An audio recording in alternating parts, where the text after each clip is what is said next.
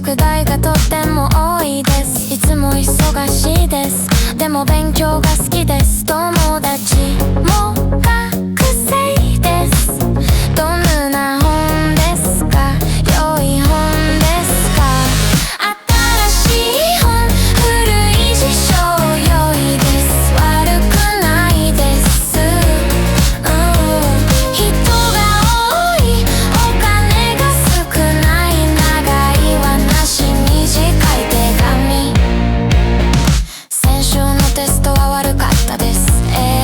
本当ですか？今週は良かったです。先生の話はいつも長いです。でも授業は良いです。どんな本ですか？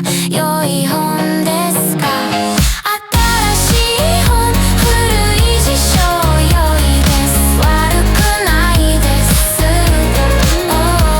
人が多い、お金が少ない、長い話、短い手紙。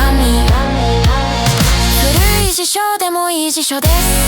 新しい友達が少ない、でも悪くないです。長い夜一緒に勉強します。